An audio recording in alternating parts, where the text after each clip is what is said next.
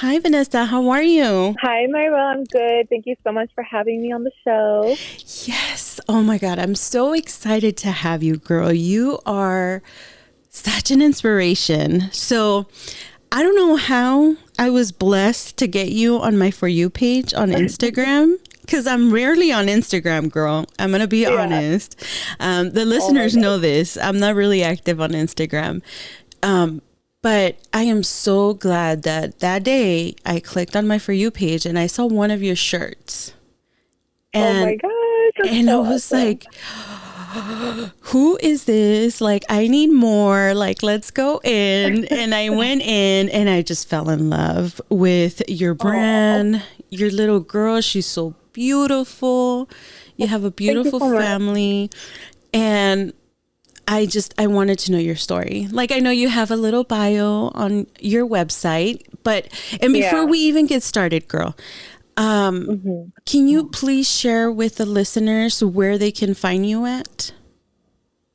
Yeah. So, obviously, we're primarily like doing everything on Instagram. We do have our website link in our Instagram bio. So, our Instagram is at Amorcita Official, and then our website is amorcitaclothing.com. And yeah, so you can find us on there. We have a TikTok account too, which is also at Amorcita Official.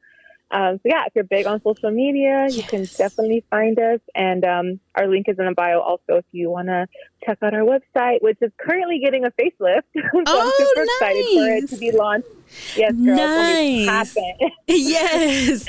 You know what? Because you're growing, girl. You Yes, guys are doing something right. And I I'm know. super proud. I just got to know you. It's not like I've known you forever, but I'm super proud. Yeah. As a mom, I'm proud. As a Latina, I'm proud. It's just Yeah. you guys are amazing. Oh, And all that thank you. information, their social media, their website, everything will be linked on the description box, you guys. Trust me when I say, please go follow them. They are amazing. So, Yay. now one question before we get started, Vanessa. On Yeah. TikTok, I haven't found you. I hmm didn't know you guys were on TikTok. So I'm going to go there because I'm more active there. I'm a TikTok girl now. Oh, you are. Yeah. I like literally just I'm more Instagram, like that's primarily where I'm at, but I'm like, trying to dabble more in the TikTok world and Girl. I've had a couple of videos kind of go viral, so that kind of Yes. sparked my like intriguing more. Do we get to So I'm see trying to do Amorcita both. more there? Yes, I post a Oh, lot more from like when she was born and like the emotional side of just like our journey and things like that. It's hard, it's a fine line of like business, and like here's my real ass life. Like I'm a mom, here's my mm-hmm. baby girl. Like it's like trying to show both sides of being a momtrepreneur, I guess you would say. Yes, but you know what? That's at least I'll speak for myself, and I think my Yeah. listeners will definitely agree with me when I say we love that. We love the The real. authenticity and the realness because it's like, oh, as a mom, I There's a can person relate. behind it. Yeah. Yes. And oh my God, like this is the inspiration, Amorcita, and she's so cute. So Oh, thank it's like, you. oh my God. And you want to see more, like I would love to get to know her more too and see, Yeah, this little angel that brought so much joy into your life. But I know, girl. girl, let's get started because I have so Yes. many questions. Yay. So, how long have you been married? So I have been married for, let me count. This will be my 6th year. Oh, This our wow. October will be our 6th year anniversary, but it will be 13 years since my husband and I have been together. Oh, We actually were next door neighbors. He moved in next door to me when I was 15, and he's my first boyfriend. And then we no literally got married. way. Like, yeah, Oh, so that is this will be so 6 years. sweet. That is so Oh my sweet. goodness. Oh my God. Yes. So I love that even more now. Oh, thank you. um, Now, obviously, you guys can see Amorcita is your only child. No, so she's our firstborn, and we also have our son Elias, or Elias. Okay. He was born. He's 2.5. He's almost 2.5. Oh my goodness, he's in that stage, that cutie patootie stage. Yes, Girl, enjoy him. Enjoy him. Oh, he's a handful. You know what though? I miss those days. As crazy as it sounds, Vanessa, I miss those days because my son, between 2 and 4 were my favorite stage. And now my son in June, he turns 14. Oh my gosh. It feels like it must go by like so fast. I'm just like, I don't even understand like how y'all are like, Amor's gonna be 5 and like turning 3. I'm like, what? I blinked and y'all are already getting bigger. Yes. So I'm trying to really enjoy. Girl, when they hit that teenage age, it trust me, you're like, wait, did I even blink? Like, it feels like a dream. Yeah, I know. Like, what is even happening? Yes. Like, my son comes out and he's like, Mom, I need shaving cream. I'm like, for what? And, he does. You're like, seriously? Yeah, he has like a little mustache growing and, he gets a little beard hair. And I'm like, oh my God, where's my baby? You don't smell like Baby Johnson no more. I know. And everyone tells me that, like, moms that are older than me, or that they have kids that are older, like, they're like, girl, I know it's ghetto right now and it's stressful, but like, enjoy it because it's just going to get more ghetto and more stressful as they get older. Like, just enjoy when they're little, and it's hard. It's like sometimes like, oh my gosh, like, they're like at the end of the tunnel. Yes. But when and the day is over, like, damn, I love my baby so much, and like I have to enjoy this moment because they're only going to be babies for such a short time. I'm telling you, it goes by so quick. But of course, there's those days, and I think as moms, we have so much doubt in ourselves because they don't come with instructions. They don't come with like, who let me be a mom? Who let me sign up for this? Yes. And so it's hard. I carry mommy guilt since I gave birth.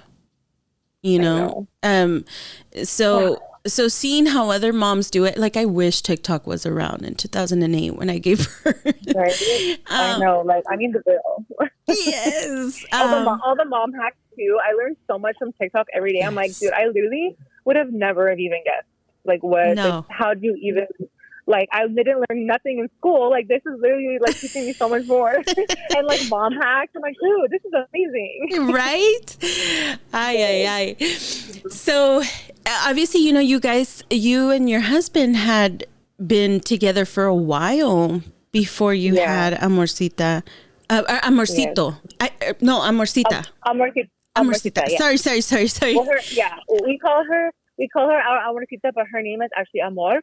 But, Amorcita is like, our little love, our little Amorcita. Like, that's what we call her. And then that's kind of how, like, the business came about, naming the business after her. How did you even choose that name, girl? Amor. That is so beautiful. And I never even thought of that. I know. Honestly, like, ever since I was a little girl, like, I always knew that I wanted to be a mom. And I literally, like, dreamed, like, I'm going to have, like, I know I'm going to have a girl. And, like, I was like, she's going to be, like, the most beautiful little girl. And, like, I just want her to be, like, so unique. And in my mind, girl, like, I don't know, obviously, like, girl, she going to be unique. She going to be unique. Trust me, God has different plans on definition of unique. But, like, I was, like, as unique as in, like, I want to give her, like, a really dope, unique name. Yes. And I was like trying, like, on Google, like I would literally look at names like literally as a teenager, like, oh, I like this and like this, and like having names saved up for years for like the day that I would become a mom. And then it took me, I actually struggle with fertility issues, so that expectation and that excitement was just like almost painful for me because I didn't come like right away. Like I really had to work really hard to get pregnant and like seek medical help and everything. So when it finally happened and I was pregnant with her, I was like so excited about choosing names. And my mom, like, I literally have to bounce everything off my mom because, like, I just think that she's, like, the most amazing person in the world. So I literally have to check with her on everything. Yeah. And I was like, what do you think of this name? What do you think of this name? And she was like, no, like, that's a weird name, or don't do this, don't do that. And then I remember seeing, like, the name Amor. And I was like, oh, my gosh, like, I love that name. But I was like, I'm not even going to ask my mom because I feel like she's going to say, like, that's dumb, you know, because she's already like, no, to all the names that I was considering doing. And then, girl, like, literally, I went to work, I came back on my lunch, and then she texted me like, what do you think of the name Amor?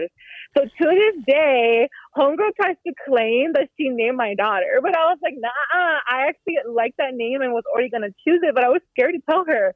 But once I saw that my mom had, like, you know, said, like, what do you think of Amor? I was like, that's it, that is the name, like, that is going to be her name. Aww. And so I'll get into it later of, like, I struggled after finding out about her diagnosis. Like, I feel so bad to even, like, you know, as I've healed, I think back, like, I literally was like, I want to change her name because she was not the Amorcita that I envisioned. You know, like, I felt like almost like she's not worthy of this name. And I don't feel that way now, but back then, as a terrified, uneducated, scared young mom, I was like, this isn't who Amor is. Like, Amor was going to be this perfect, beautiful vision that I imagined my whole life.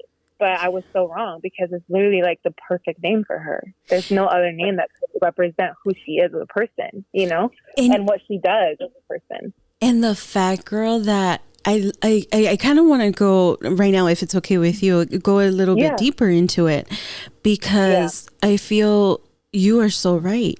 Like, we have our definition of things, right? Sometimes we pray for certain things and we expect them a certain way. And God is like, let me show you the way. I have something better for you. Let me show I have something so much better in store for you. You don't even know. Your mind can't even comprehend this blessing. Exactly. So how old were you when you had her? So I think I was 23, and then I turned 24. So I know. I turned 24. I think, like, she was 2 weeks old, and I had my 24th birthday. And I actually got confirmation of her diagnosis the day after my 24th birthday, because we had to wait about 2 weeks to get, like, the official confirmation, like, from the genetic test. So yeah, I think I know it's, like, not that long ago, but, like, my brain is fried. Like, my mom brain is like, I don't even know the dates together. Yeah. But I think I was 24. You do a lot. You do a lot. So we can't blame you for that. You do a lot. I know. So okay. So you were 24. Oh my God. That is, I mean, right. They say we don't even get, like, our frontal lobe, like, fully developed till we're 25, you know? I know. I was so young. So obviously you found out while you were pregnant that she was going to come with Down syndrome. Actually, I did not know. That's another thing that's so crazy is girl, she slipped under the radar for everything. Like, nobody knew that she had Down syndrome. Like, she was like, I'm going to come in with a bang, mama. Like, just you wait, girl. Like, so she was like, surprise, extra chromosome, what's up? Like, she was like, girl, I was like, how did this even happen? Like, how would people, like, how do you not know? Like, I think the time it was like 2015, and I was like, this happened? I think it was 2014. No, 2015. Yeah. I was so confused. I'm like, how did this get missed? And I will say, had I known during my pregnancy, like, I wouldn't have chose to terminate my pregnancy. To me, it didn't matter. I just wish I knew, because it would have been maybe, like, I would have been more prepared for her, and, you know, not have so much grief in the first year of her life and struggling. You know, because when you're a new mom, like, there's already so much going on hormonally, emotionally. Your life is changing and adjusting, and then to throw something like that on top of it. Major curveball. Oh, yeah, girl. I was like, I don't know, like, how I'm going to make it. Like, I don't know mentally, how am I going to make it? Like, struggling with postpartum, and then also trying to, like, see the blessing in something that I had no understanding, no education on. And honestly, I probably had a lot of judgment and bias towards it, just growing up and not having any type of education or even like a relationship with somebody with Down syndrome or with special needs. You know, growing up in school, there was never inclusive classrooms where we had the opportunity to hang out with people that were different from us, that had different mental impairments or disabilities, things like that. And so I feel that had I have been able to have those opportunities of having those relationships with people as a child and realizing what this is really like and not what society believes it is or not what Google says it is, but having a true relationship, it probably would have prepared me to be less afraid of her, because I was afraid of her. I was like, wait, what do I do? April Fool's, where's the baby? Like, I kept waiting, like, where's the baby that I envisioned? You know, so in a way, a lot of special needs moms who, especially moms with children with Down syndrome, they feel a grief of almost like a death, because the life, or not even really the life, because it's not like your life is dead, as in like, you know, it's not what the idea of what your journey would be, or the idea of this person that you yourself have, you know, put on yourself and an envision of what they're going to be like. It goes away, because that's not going to be your journey anymore, you know? And so it's not that it's bad, it's just that it's unexpected. And it's hard when you really want something in life, and with anything, you want something so bad, you're praying for it, it's on its way. And when it doesn't happen, or if it doesn't happen how you want it to, it's hard, and it's okay to feel those emotions. And then at the same time, you feel bad to feel those emotions, because you know mentally, like, this is my child, and I'm feeling negative emotions towards them, and they're just this little baby, but I'm afraid of this person, and I don't know if I want to do this. But then you're like, but I could never not do this, because I would never not love my child. And this is it's a very complex emotion, and it's a very sensitive and crucial point for moms, especially when they're having that at birth diagnosis. It's just like, boom, you're in it, and it's like, you can't back out kind of thing. And I know some moms do choose that, and they do choose adoption, and that is their decision. But that's why, like, my heart is so passionate, like, especially for the new moms who are struggling, because I can only resonate with that, because that is something that I, to this day, will never not be emotional talking about, or like, no matter how healed I am, I'm always going to go back to that point and remember those feelings. You know? Yes.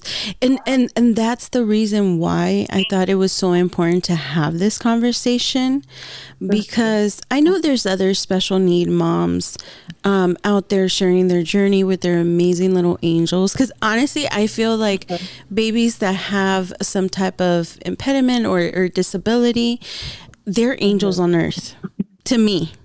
That's how I see them. It's like, because it takes a very special woman to get a special needs baby. Not any woman can do it, girl.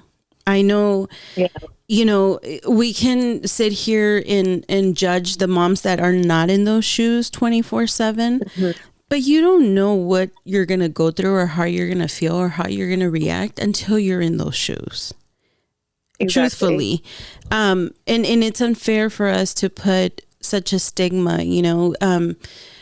If something so stupid bothers me, girl, one thing that I just hate, I remember a friend of mine was having her baby, and I mean, we're already, like you said, you're dealing with so much, you know, most of us are young when we have our kids, and this friend of mine, she had to have an emergency C-section because she had other health problems going on.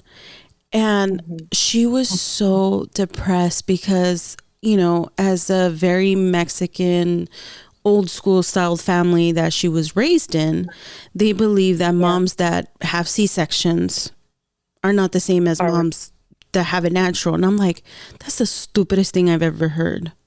Like, I know. If anything, you are more of a mother, because, girl, they just cut you like, what is it, like 7 layers? Yeah. 7 layers of tissue, muscle, all of that. I had 2 sections, and I'm like, trust me, it is not the easy way out, because that shit gets you on the back end. Like, it is months of recovery. Like it is, I ain't never been the same, girl. I've never been the same. Oh, Like it is not easy. and I believe you. I believe you. It's like, so to me, something like that so small is so stupid. You know, and I know that we have way more moms showing, you know, children that are 100% healthy, have no issues, no hiccups, and you know they're talking about chaos and all this stuff, and it's kind of like I see both sides, you know, because as I had mentioned to you, I'm an aunt, I'm a cousin to somebody with special needs. Well, my oldest cousin has Down syndrome, and then I have a little girl cousin, and she's 18 now, and she has some type of autism too, but my aunt is very ashamed to go and take her and get diagnosed. And they've tried to tell her, but she's like in denial. And so I don't think I can judge that either, you know, because like I said, it's very easy for me to sit here and be like, oh, you know, you should do this, you should do that. But then again, that's not my child. I'm not in that position. So I'm very glad that you're here and being vulnerable and opening up, because not a lot of people do that. So hopefully this helps out somebody out there that might be facing the same thing. How did you find out that Amor had Down syndrome, girl? So I think that like first I literally, like, the moment that I saw her, you know, I was on the table. They had just taken her out. And I mentioned before I had a C-section. So I wasn't really feeling that good. Like I started getting a really bad headache and feeling like a little bit weird, you know, like dizzy. And then they strap you down, like your arms are like strapped down to the side of you. So I couldn't really hold her, but they were like, oh, okay, let's go meet your mama. And like, oh my God, like here it is. Here's the moment that I have been waiting for. Like that you see in the movies. Like, and all through my pregnancy, like I watched like, you know, home birth video, like all like with the all pretty like videography with the music, and the mom's like just sobbing and like weeping because they're just so like in love and like a euphoric moment with their baby, you know. So I'm like so much expectation for this moment, and they put her on my chest, and I'm looking at her, and the first thing I thought, like literally, girl, right away, why does she look like she has Down syndrome? And then I was like, wait, hold up, Vanessa, like, why did you just say that? Like, this is the moment, girl. Like, this is the moment. And that is what you think? And so I was really like, wait, why is this happening? And I kind of was spiraling in my head. And then I'm like, oh shit, like my husband's taking pictures. And like, I don't want to look like I'm like tripping out right now, you know, but I literally, it was like, I felt nothing. And that's so hard because like, I waited for that moment my entire life. And it was like, I felt nothing. I was actually afraid of her, and I was so confused why I thought that she looked like she had Down syndrome. I'm like, where did that come from? I literally have never even met somebody with Down syndrome before. Why did I just think that right now? So then I was mad at myself that this beautiful, amazing moment was now tainted because my brain just, for some reason, just boop, why does she look like she has Down syndrome, you know? And then I'm like overanalyzing her face. And mind you, I was like laying down on my back, and she was like kind of just like folded over on my chest, like kind of awkwardly. So then I was like, okay, me being the overthinker that I am and the control freak that I am, I was like, you know what? It's probably because they're giving me medication right now. It's because I'm laying down weird. Maybe she's just swollen because, you know, they had to pull her out. Like, trying to process like all the things that could, you know, be equal to why, you know, she looked like she had Down syndrome to me.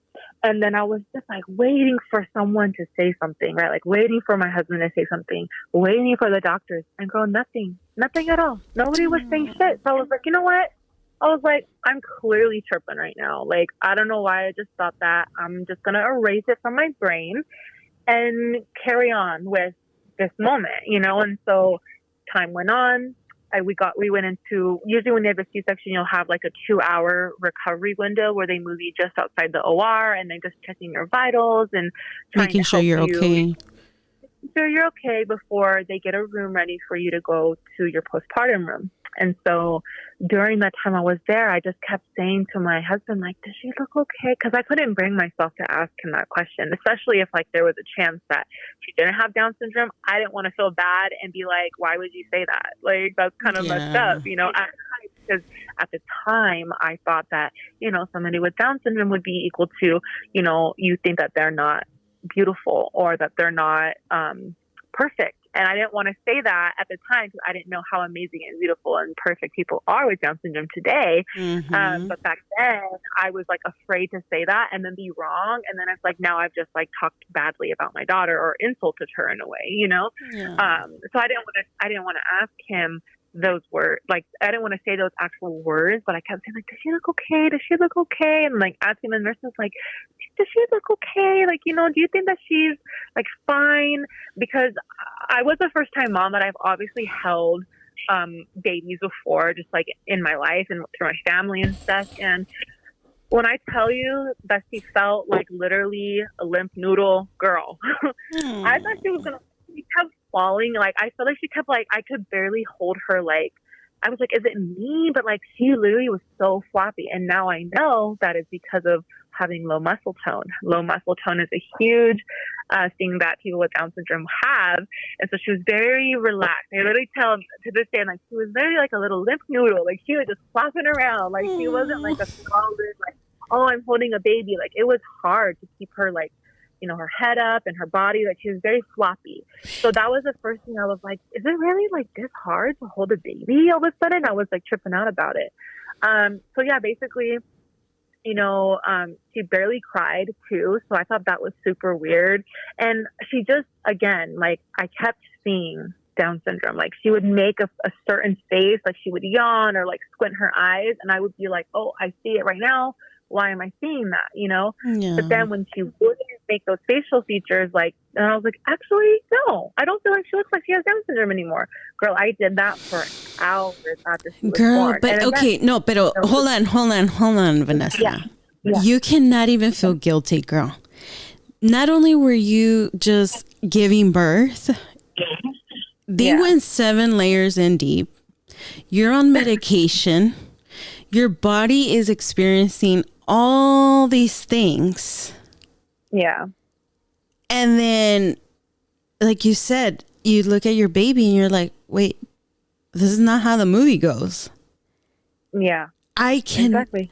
I cannot even imagine, like, and I kind of just want to share this as a mom, you know, because even though I'm not blessed with a special needs child. But there's so much going through our body. Like our body is amazing because when I delivered my son, girl, I was bawling like a baby, bawling. But I wasn't crying of happiness. Yeah. I turned around and right now that you're saying that, like it brought me back and kind of makes me choke up a little because you do feel that mom guilt. I'm telling you, it's like as soon as you're pregnant, you have mom guilt. It's like an automatic thing that comes with children. But I turned around and I looked at my husband and I said, our lives are going to be so different now. It's going to suck. Oh my God. And then they give me my son and I expected, you know, you see the babies and you expect like a fat little baby, bald, like, oh, so cute. And I had like this little monkey. He was hairy. He was brown. His hair was like a whole little fro. I'm like, what the hell? What is this? And I was like, you know, not all newborns are cute, but thankfully, you know, he's adorable now. But but at that moment, I didn't feel like what you were saying. I didn't feel that, and I'm not a special needs mom. Yeah. So I just wanted to share that to for the moms out there. It's not always magical, and sometimes I even feel like these mom bloggers and stuff, they lie. They're lying. Like there's not that. Then you think something's wrong with you. Like, why am I not feeling what they're saying that I will feel? Exactly. Like as a mom, like you will feel this way, but like I didn't feel like that, and I was like, what the hell is wrong with me? Yes. Why am I not feeling like this? You know? Yes, and it's hard. It's a hard emotion. And I think that's why it's even more powerful for you and your husband to be having this brand and the advocacy that you guys do, because we need more people like you guys to be 100% open, not just, you know, Amor being cute and sweet. And, you know, I'm sure she's super smart, but also sharing those raw moments and being honest and having those honest conversations. Like, look, it wasn't all rainbows and unicorns at the beginning, and it's still not, because I'm sure you still have some challenges that you go through as a mom, because all moms go through it. You know what I mean? But it's added a little bit more, I'm guessing, in your sense, because you had to learn, I'm sure, like, you know, because she expresses herself differently. You know, and there's a language barrier. Yeah, there's a language barrier. I mean, like, it's amazing how much can still be communicated without words and without truly knowing, you know. But like, she has her, it's like, you know, my husband speaks Spanish. I speak a little, but I don't like to speak it because I get intimidated, honestly, from him. He'd be making fun of me. No. And then we're trying to learn sign language, you know, so it's like we're trying to like be learning like 3 languages in the home to try and communicate with her. And I can't imagine how frustrating it must be for her to feel things and think things so deeply. And to lack the ability to physically, like, you know, the muscle in the tongue. Like, we don't even realize how much muscles that we use. Our tongue is literally a muscle. And how hard it is to articulate words when you have hypotonia and you can't, your muscles don't work as strongly, you know, like so I can't imagine how frustrating that must be. So when she's frustrated, I can't be frustrated with her that she's frustrated that I'm not understanding her. I got to get down to her level and ask her and point and try to teach her the sign language, you know. But like, it's beautiful. It's beautiful, but it is hard. It is hard. And like, I want people to know that it's okay to say it's hard. I always say there is beauty in the unexpected, and life is a beautiful struggle, because you're not going to appreciate the highs and the beautiful parts if you can't, you know, be humbled by the parts that are not good, that are not, you know, like you said, rainbows and butterflies. Like, you've got to take the good with the bad, or take the happy times with the sad times. And I think that is that whole metaphor of, like, you know, like life in general. Like, there's good days and there's bad days, and you just, on the bad days, you got to remember the good days. And on the good days, you have to know that when it's bad, that you remember when it was good. So that's, I think, a metaphor of just motherhood too. And it's just when you have children, like, you automatically sign up for freaking heartbreak. Like, it's gonna be hard, girl. Sign up for the mom show, you know. That's why I say, you know, when and another reason why I love your brand, you know, the shirts that you have, you know, with I even like your fonts, girl. Like, who designs your shirts? You and your husband, or is it just your husband, just you? Excuse me. So I have always had like the artistic side of me, and I am the person who I do it all, but like, I obviously bounce it off of him. Like, hey, what do you think of this? Or how does this look to you? Or like, does this make sense to you? Like, like, if you read it, would you get it? Like, because he's very, like, my husband is very, like, to the point, boom, like, this is that, whatever. And I'm very, like, no, like, I, like, too much detail, girl. Like, get it cracking. What is the point of this conversation, you know? And he's very, like, opposite of me. So I do everything myself. I you know, try to self-teach and learn how to do everything. But every once in a while, when it's like, oh, no, I want, like, a really, like, I want this to be like a specific way, but I lack the ability to do it. Like, I have an amazing graphic designer that I work with on Instagram, and I'll like send her like, hey, this is what I'm going for. And I'll send her like info. like I sent her like info pics, like this is the vibe, the color, the font, the little stars and the rosas and everything. Like I tried to tell her like I want this, this, and this, and I was like, now put it all together in a pretty ass package and send me that invoice, girl. Like, so every once in a while, like she'll do that for me. I'm actually collaborating with her right now on a new design that I really want to launch, but again, like I want it to be a little bit more intricate and artistically, like the actual like illustration and stuff, not just like fonts, but the basic fonts with the old English or the script, things like that. Like I do it myself.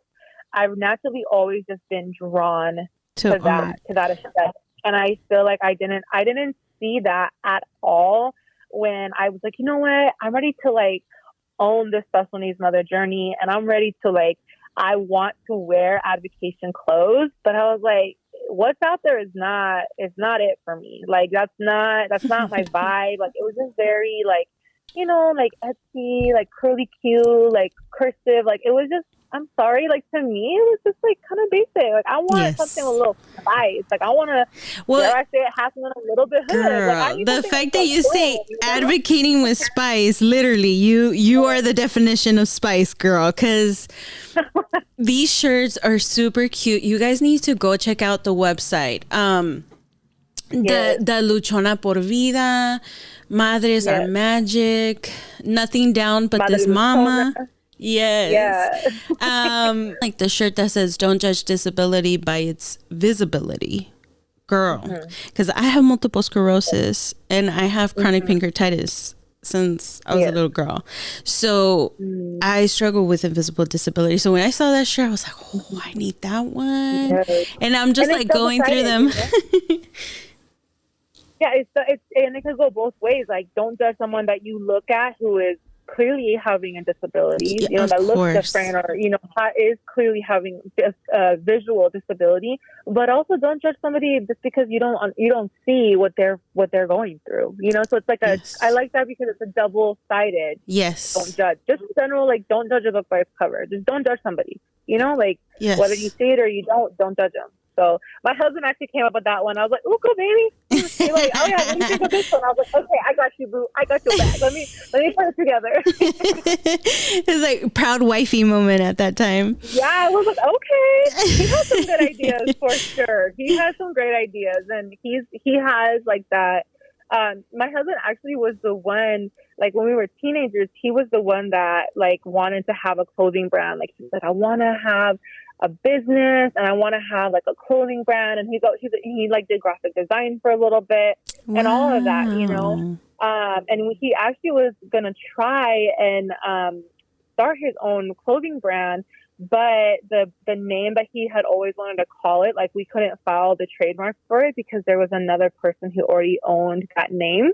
I had told him about my idea for Amorcita, and so now that's kind of like how this whole thing has come to fruition, because his dream and then my passion for wanting to, like, as we discussed earlier, expressing my pride of my culture or our culture, and then also like my journey as a social needs mom, and for him as a dad. It's how it all kind of came to be. But he's got some good ideas, girl. Like he knows what's up, so we collaborate for sure. Oh man, I love that. Now I kind of want to tap into that too, girl, because I feel like I want people to see the whole perspective, right, and really get to know you and see how Amor was such a blessing for you guys, like. And I want to get towards the end of when you finally realize, like, I got this, but before we get there, you had mentioned to me off air that, growing up, you didn't feel like you fit in. And feeling like, you couldn't really connect to others. I'm like, girl, you're gorgeous. You're smart. Like, how? Why? Who made you feel that way? Like, who do I need to beat up? Oh my gosh. Well, okay. So I know we talked off air a little bit before. So I didn't know if I mentioned them so far on here, but obviously I you saw me on video, like I'm white passing, I'm biracial, so you know, I'm half Mexican, I'm half white. But my whole life growing up, all I've known is a Mexican household. All I've known is my Mexican culture and my Mexican family. My dad is really the only person that I know from his side of the family. I didn't really have a super close relationship with his parents. You know, my dad passed away when I was young. And I literally don't know anybody but like my dad's mom now and my dad's brother. And we don't really have like a super, super close relationship. I never, like, they weren't my everyday life, you know? So all I can identify would be like my mom's side, which is a full, his like Mexican, you know, household family, like a big Mexican family. Like that's all I know. But growing up, it was hard for me because as I told you before, like I kind of felt like the black sheep of the family, even though like I'm probably the white sheep of the family. Like I'm the only person that came out with blonde hair naturally, you know, bluish green eyes, you know, light skin, everything. And then to be surrounded by people that I'm literally like their prima and like they look Mexican and I don't, and I like literally struggle with it so much. I felt like such the oddball out. And then but for you to feel that way, did you feel that way because they did something to make you feel that way, or did anybody ever mention anything, or was it just the maybe not having the connection with that side of the family? There was an instance that happened to me. I feel like I was maybe like 7 or 8 years old, and my grandpa, he passed away a long time ago, but his name was Leopold Garcia. And so we would always have like this Garcia family reunion, and we would have it. Well, my family's all from Orange County, so we would have it at like this big park. And, you know, he would have family come from, you know, Ensenada. Like they would all travel out, and, you know, it was like people that I've never met before, you know, like, you know, primos that I've never met before, everything. And so I remember that day that I was just like, girl, it like breaks my heart. Like, I'm almost 30 years old and this just still got me fucked up. Like, what this person said to me. But I remember I was at this park with all of my family, and I'm like looking around at like all these people that I'm related to, right? And I'm just like, damn, like I'm so fucking proud. Like, this is amazing. Like all these people came from Mexico, and like I'm related to them. Like I'm so proud to be part of this family. And I was having fun with like, you know, all my cousins, everything. We were like playing volleyball or something like that. And this other kid, he's one of my cousins. I don't know who the hell he is to this day. Like he was somebody I'm clearly related to. He goes in the middle of literally stop playing with everybody. In the middle of everybody goes, why are you here? Like, you're white. Like, you're not Mexican. Like, why are you here? Girl, I told him, I was like, no, I am Mexican. I was like, I'm mixed. Like, my mom, like, you know, Leo is my abuelo. Like, you know, telling him. And he was like, you're not fucking Mexican, blah, blah, blah. And I was like, don't tell me that. Like, I'm literally, girl, I fucking, like, ran off, like, crying. I hid behind a tree, and I, like, literally was bawling my eyes out. And then my tío found me, and he was like, oh, Vanessa, like, don't listen to them. Like, that doesn't matter. Like, who cares what that punk-ass kid said? Like, you know who you are. It doesn't matter. Like, you're part of this family. Like, don't worry about it. But to this day, girl, like that shit cut me so deep, because it was always an insecurity of mine growing up, like feeling like I don't look what Mexican. I feel on the inside and what I know in my heart. Like that is how I identify. That is the culture that I feel like the most passionate and connected to, because I don't have anybody that I know that I have a really good relationship on the white side of my family. So all I can really be passionate about and identify with is my Hispanic side. And I remember as a little girl, like going to my grandma's house like all the time. And I remember when I first watched the Selena movie, and you know, falling in love with Selena and her style and her music. And I remember like as a little kid having this conversation with my mom and my grandma, and I was like, wait, so I'm Mexican, like Selena's Mexican. And they were like, yeah, girl, I can't even tell you. Like, I literally was like running around my grandma's house, like so freaking like, oh my God. Like, I think that was my first moment, like realizing that I'm like her. Like, I'm like Selena. I was so proud. And so I've always carried that with me my entire life.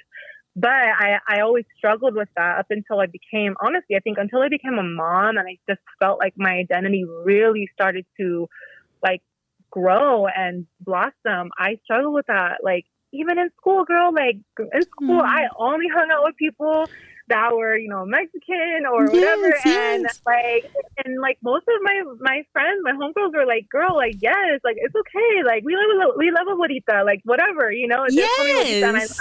I was like, that's fine. Like, we come all shapes, sizes, and colors, girl. Yes, we do. But everyone, there's some freaking uneducated ass person who tries to be like, oh, like, why are you trying to be something that you're not? And I was like, baby, you can't try to be nothing. Like, I am what I am. Like, I don't care if I look how you think I should look, you know? Exactly. But even growing up, hella savage growing up, and I got bullied a lot about that too. That like, oh, you're the only in the group or whatever. And I was like, who fucking cares? Like, why are you so pressed over that? So girl, you were raised in the wrong county. Let me just tell you that. You were raised in the wrong county, girl, because over here in San Diego, like, girl, let me tell you. So I used to work at this place, and there was a lady that was from Guanajuato. My family's from Guanajuato, both sides of the family, right? And she did not speak Spanish. Like she's a Mexican born lady, right? Doesn't speak Spanish. She's not in the Spanish culture at all or anything. And then we had another coworker, same department, they worked together, that was 100% white, spoke 100% Spanish. I know. And she was like a whole chola and everything, like growing up. And we love her. Like, oh my God. And I have cousins that, girl, have, you know, colored. I have a cousin that has green eyes, blonde hair naturally, like, and he's el güero. Like, we embrace him. So you were just raised in the wrong county, girl. Like, I know, right? I'm like, so sorry. But yeah, I mean, again, though, like, as I've gotten older, like, I embrace that. Okay, maybe I don't look like the typical Latina, but like, I'm gonna still be who I am, and I'm still gonna love, you know, the culture that I identify with. And but the thing is, like, obviously being biracial, like, I'm still gonna, I love both sides of me. I just don't really know like my white side at all. Like, I literally don't know anybody but my dad and his mom and then his brother, and I don't see them. Like, I know them because I know of them, kind of, you know, like, I don't have like true relationship with them. So it's hard. And like, I'm not, since we're on the topic, I recently, you know, obviously being very present on social media and like constantly showing up and putting out like content, things like that. I, you know, use hashtags that are within my niche and like special needs moms, things like that. But I also try to put like, you know, Latino owned business, things like that. And recently I have had this freaking troll, girl, like literally every post,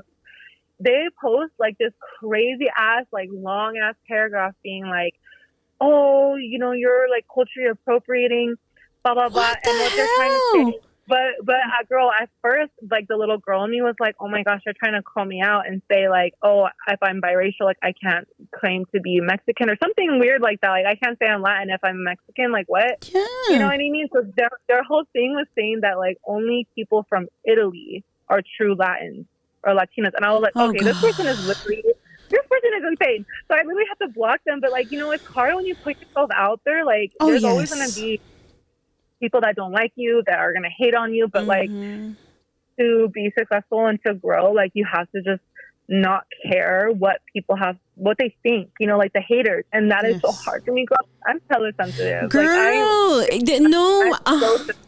100%. Every time I post anything, whether it's on Embracing My Markings pages or on my personal pages, oh girl, like I want to be like, you know, social media queen and like get paid, you know, by TikTok. But then it's so hard to put myself out there. It's so hard. It's not always positive, and you are opening yourself up for the opinions of people who are just miserable and just want to hurt people, or that just don't agree with you or don't like you for some reason. And I've just learned that like it's okay to block people. Like it's totally fine. I do that too. I'm like, I'm like, I just don't have to deal with this negative ass energy. Bye. Like, you're blocked. Yes. Like, I don't get access to this amazingness anymore. Bye. Like, yes. So, and you know what? I think that's one of the reasons too why I love TikTok, because I realized that you can block certain words. So I have certain words that trigger me and trigger my mental health and my depression. So I literally have them blocked. And sometimes I'll see like so-and-so left a message or commented, whatever. And then I try to go look for the comment and it's erased. So TikTok erases them for you before, like, girl, as soon I as. need to do that on TikTok. Yes. Trust me. Like, if you have any terms that you're not okay with or that trigger you, you can write them out, and whenever somebody includes them in the comment, TikTok will delete it for you. Yeah, I need to, like, you have to show me how to do it after, because I need that, like, you know, because sometimes people don't understand, like, Down syndrome and things like that. There's so much ignorance, girl. So you know, like, ignorance. leave, like, really, like, messed up comments. And my husband was telling me that he saw, like, this viral video on TikTok, and it was, like, this mom posting her journey, like, being, like, a, you know, like, having a child with Down syndrome. And he was like, it was such a beautiful video. He's like, I honestly got so emotional, like, watching this video, like, at 2 a.m. in bed, like, literally crying over this freaking beautiful video, like, all the music, everything. He was like, but dude, like, when I started to go through the comments, he was like, I was seeing, like, the most fucked up shit in the comments. And he was like, and my heart, like, he's like, I don't really struggle. He never really struggled with that, you know, like, he doesn't really see that kind of stuff because he's not, like, on social media like that. And personally, like, I think it's just a different journey for him as a dad than how it's been for me, you know? Yes. It's a lot more personal for me because, like, she came from my body, and I almost felt like I was, like, responsible for a long time, you know? So it's a little bit of a different journey, I think, for him as her dad. But when he saw that, he was like, dude, like, this shit crushed me because, like, people don't even know, like, how amazing this is. And you know what I think? You know what I think it is, girl, when people put ignorance comments like that, it's people that's hurting, or it's people that are just ignorant, you know? Yeah. Because I'm 36, girl, and I be on TikTok like I'm 15, but I will never. Yes, I will never leave a negative comment. Me neither. Anybody, please look up my social media. You will never find, if I don't like a video, because, you know, of course, you just keep it moving, and I put not interested, so then it doesn't pop up again. I'm not about to go on a stranger's, and like, it's the stupidest thing ever. I don't get it. I seriously don't get it.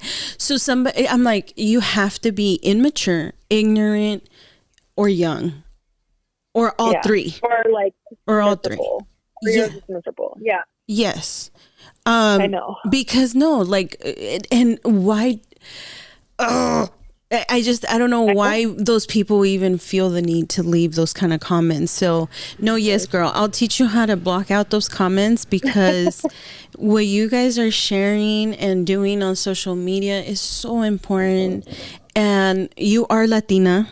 I mean, I bet you're probably more Latina than your white side. You know, and it breaks my heart because too, like, I have cousins that married American spouses, and I mean, they're American too, but you know what I mean, like completely white. European, completely white. And one of my closest cousins, she married a white guy, and her kids, she looks like the nanny. She's always looked like the nanny of the kids. I always tell her, you know, because she's morena, and you know, like, black hair, and her kids are like white as day, and you know, colored eyes, and so I'm like, you look like the babysitter, you know, and I tease her or whatever, but it's all in good fun. And I would hate for my nieces and nephews to feel like they're not Mexican enough, or they're not Latinos, or that they cannot, like, hell no, yes you are. And I always tell them, you guys are more Mexican than white. I don't care what your daddy says. So and I know it's a common thing because like I've like looked into it. I know it's a common thing for people who are biracial in general. Like, you know, whether they're like half black, half white, half Asian, half white, like it's kind of hard to like feel like you fit into like any category. Like you're not white enough, but you're not Mexican enough, or you're not Asian enough, or you're not black enough. You know what I mean? So it's just kind of like, girl, even if you're not biracial, you have those feelings, you know. I'm first generation here. I was born here. I'm a U.S. citizen, but I don't feel like a U.S. citizen. But then when I go to Mexico, they say I'm not Mexican because I wasn't born there. Even my husband tells me, he's like, oh, I married a gringa. And I'm like, stop it. Stop it. Like, no, I know how to make chiles rellenos, frijoles, you know, like, stop. No. You know, so it's, I think it's more common than what we speak of. Yeah. And I'm like, this just comes back to, it very much relates to, don't judge people by how they look. Be freaking nice people and just like leave people alone. Like stop hating. Like let people just be like happy. If that's what someone identifies with, let them be. Like don't make fun of them if they don't speak Spanish properly or they don't look a certain way. Just like don't make fun of somebody who can't speak and has special needs. Like it all kind of like goes in. It all kind of intertwines for me, and that's like where the passion of Amorcita comes from, because I can use my, you know, my pride and my passion for my culture and use that in the style and the vibe and the aesthetic of the clothing, but also with advocation and with, you know, creating empowerment and letting other, you know, people know, like primarily I will say like special needs moms, because that is what I can truly identify with. So that is the most of the designs that I have, you know. And that's like that's the ideal person that I'm trying to make a difference and impact, along with like celebrating your child, because I want you to know that you're not alone, that you're not a bad mom for having, you know, maybe negative emotions, or for saying like, this is hard and I don't know like if I can do this, you know, like those are all normal. Like I needed to hear someone who was going through it. Like I remember once I got Amor's diagnosis, the pediatrician was like, hey, like there's another mom. She's got a 6-month-old daughter with Down syndrome, and like she's super positive, and like she's just been like really like go getter about it. She's like, if I can give her your number, I think it would really help you like process everything, because you need to find like your tribe, your community, and that's something I will always advocate for. You have to find people that are on this journey to either further ahead or alongside you, because it gives you a better idea of what to potentially expect, and to help guide you and lift you up when you're not sure, or you're, you know, scared, or you don't know like what's the next thing to do, and trying to navigate, you know, regional center and, you know, the IEPs at school and IHSS and respite. Like there's so many things out there, especially in California. California is like honestly one of the best states when it comes to, you know, disabilities, social needs, and supporting families like that, and weather, help. And views, and and the weather. I mean, it's hella expensive, but well, that's what we pay for, girl. That's what we pay for. I love California, but you know, yes, girl. Oh my God, like if Embracing My Markings had a face, I think it would be the DeLaGarza family. You guys are amazing. You guys are the definition of embracing my markings. You guys, I love your rawness. I love, you know, your designs. I love your passion. Girl, I'm your number one fan. That's all I'm saying. Because you guys are amazing. You truly, truly are. And thank you. You know, it's kind of coming to an end. I would love to know, when did you realize, I got this? This is my little blessing, and she's as beautiful as I expected her to be. Yeah. Even after I did realize that, like, there's still it comes in waves. Like, grief is really tricky. Like, it still comes in waves, even to this day. There'll be new situations and new instances that pop where I'm like, hold up, why am I feeling got about this. Like, I got this. Like, I know how amazing this is, but it doesn't mean that like things that will not trigger you, as you said, like there's certain triggers. But I will say for me, like when I first truly knew that I got it, my cousin, she took me to, there's a conference that has been around about the time that Amor was born. The first one was a couple months after she was born. And it's called the Dear Mom Conference, and it was in Laguna. And I recently went to it 4 years later with my business, which was just such an awesome moment. But the very first one that they had, my thing was like, hey, you know, she's always had such a special place in her heart, especially for people with Down syndrome. She had already followed like big accounts, like big family accounts, you know, with like, you know, hundreds of thousands of followers, like saying like, hey, let me show you what life is like. She sent me all these different accounts, and she's like, they're all going to be like at this conference, and it's specifically for moms with kids with Down syndrome. Like, I think we should go. Like, let me take you. It'd be like an all-day thing, everything. So she took me to it, and it was like an all-day event, and they like catered food, and, you know, they had champagne, and they had like the most amazing speakers. I got to meet like a ton of the, you know, Down syndrome community influencers, like the celebrities of the Down syndrome community and all that kind of stuff. And it was just like something about being in a room with hundreds of women that are literally on this same journey as I am. Like, it just like, it was such a shift in my heart and in my mental. And I was like, I can do this. Like, look at all these amazing badass moms. Like, I can do this. And you know what? I want to do what they're doing. What they just did for me in this moment, they healed me so much. Like, I want to do that for other people. I want to do that for other moms. I want this moment, this feeling that I have right now. Like, I want to be a part of that.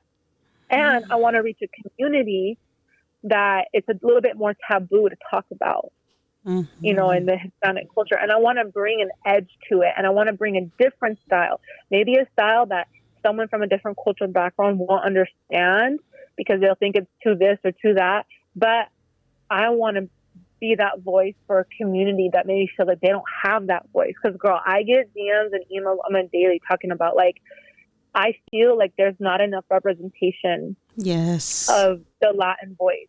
Yes. And the Latina mom who has no support with having a special needs child. It's something that I even struggled with, girl, because I noticed when I put content out in Spanish, it has gone viral.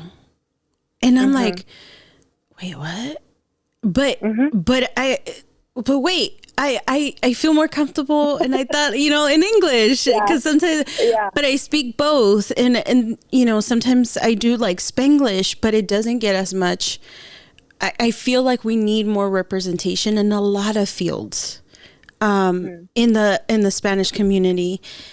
And you definitely tapped in, and you have tapped into our hearts, girl. I'm telling you what you're doing, and the fact that you're so honest. I freaking love that. Because you're not sitting here like, oh, I have it all figured out and my life is perfect and it's pink and it's unicorns and, you know, I wake up and glitter falls out of my roof. I love that. Because, yes, and the importance of having a community and that's why I created Embracing My Markings. Yeah. That is why I made this platform, because I wanted others to know that they're not alone. That and it's so powerful when they say it takes I was gonna say a tribal. A tribe. It takes a tribe. Go back to whatever you want to call it. It takes a lot of that people to do it. No, but what's the right term, girl? Sorry, I haven't ate breakfast. It's early for me. But a village? Village. There you go. Thank you.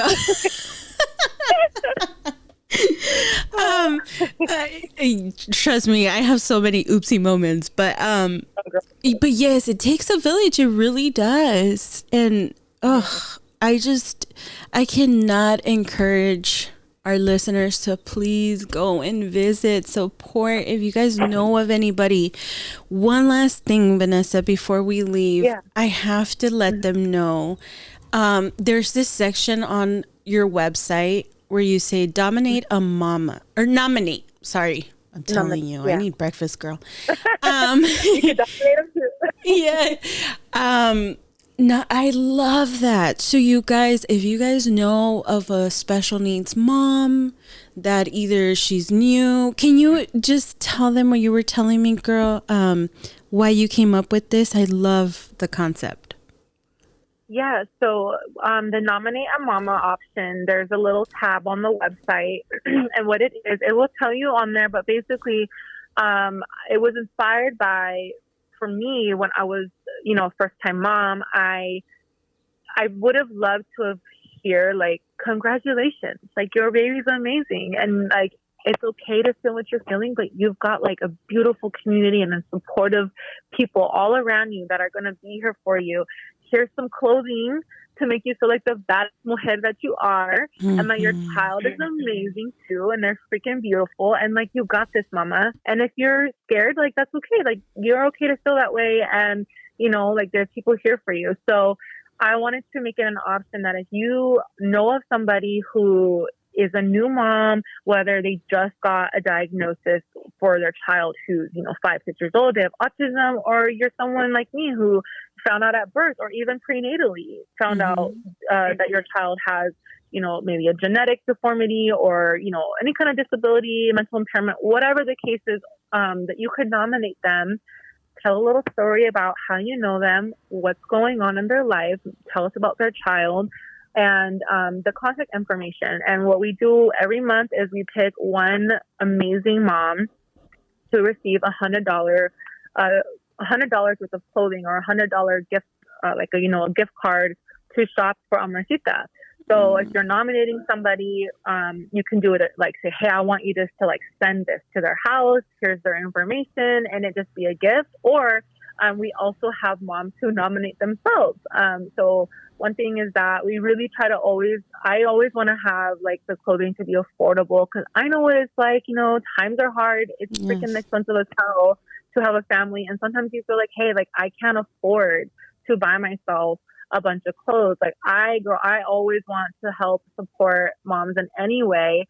And so if you yourself are like, hey, I want to nominate myself, this all the shit that I'm doing.